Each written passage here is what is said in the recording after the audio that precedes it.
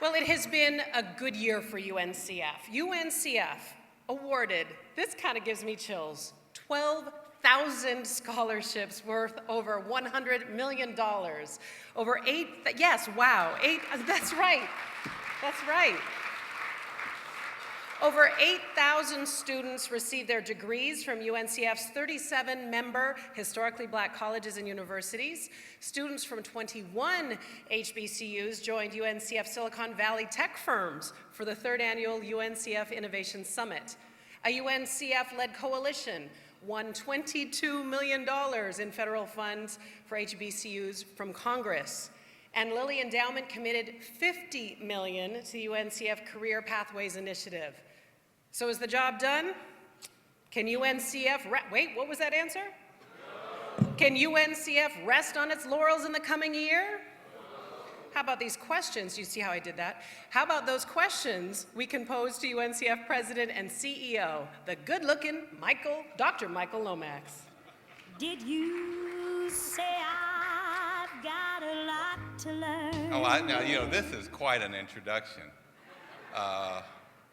Michaela, I want you to know, I know how hard it's going to be to watch the show in the morning, because this is going to last a little bit longer, but I'm going to be totally amazed that you will be there with energy and enthusiasm and insight and tough questioning, having gotten up several hours earlier than all of us who will be watching at 6 a.m. will have gotten up. Let's give another hand for Michaela and thank her for bringing such energy and enthusiasm to the program this evening.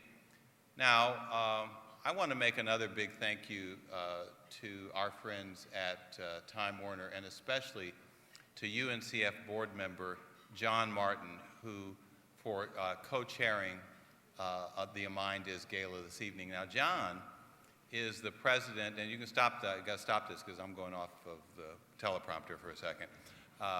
John is the CEO of Turner Broadcasting, and he is an active member of the UNCF Board of Directors, and works does it with wonderful support from Diane, who was just up here a few moments ago.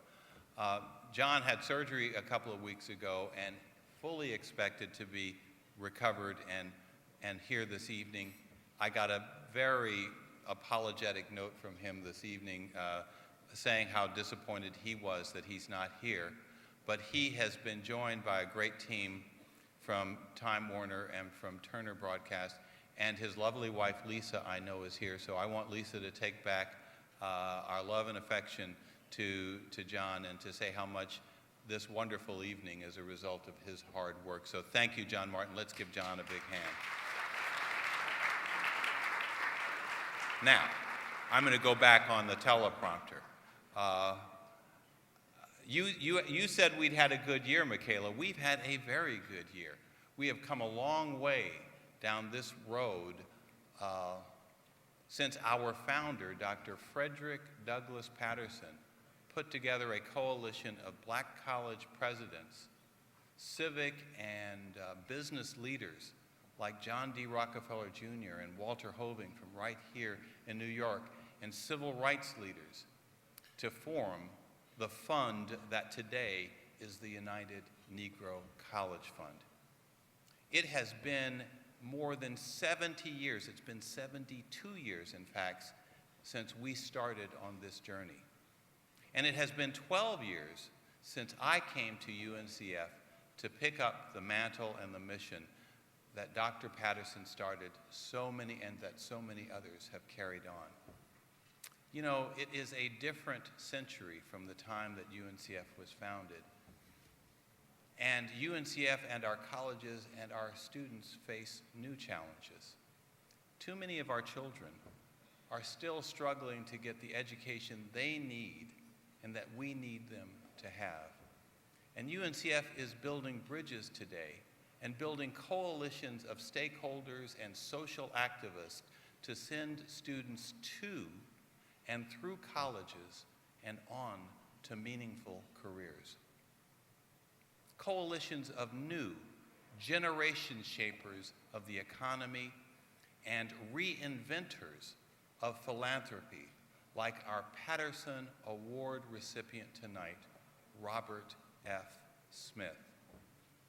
Education reformers like Joel Klein, tonight's President's Award recipient, who are working unapologetically with social entrepreneurs and innovators like Teach for America and the KIPP network of charter schools all across this country.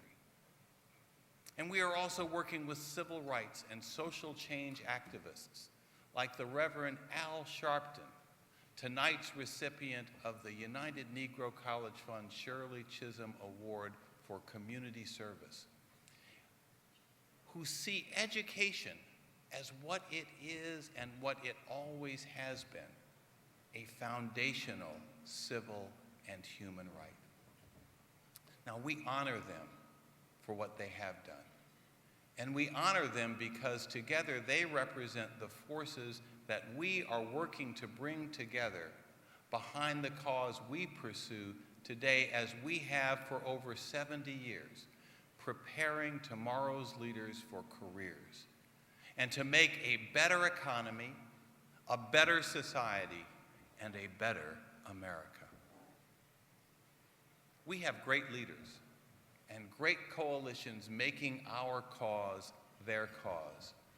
The challenges ahead are formidable, but they are achievable.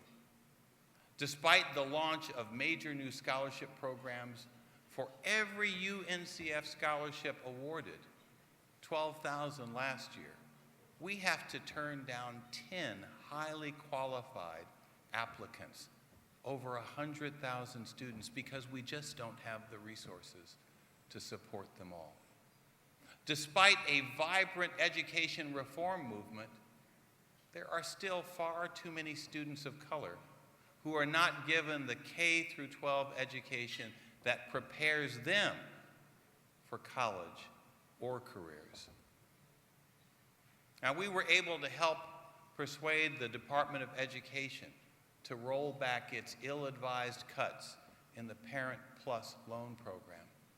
But our member institutions, led by the individuals you saw on this stage just a few moments ago, our member institutions' revenue deficits from the cutbacks have yet to fully be recovered.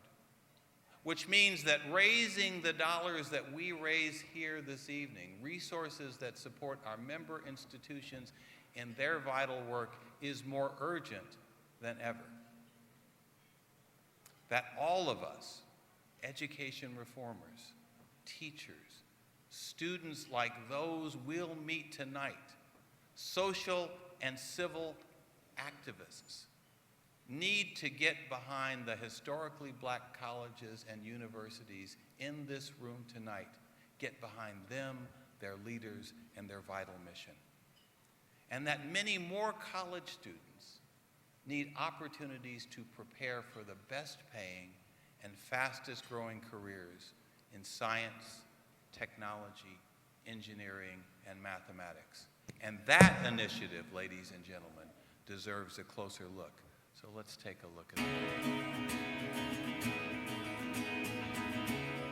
The fast-moving 21st century American economy is fueled by STEM, science, technology, engineering, and mathematics.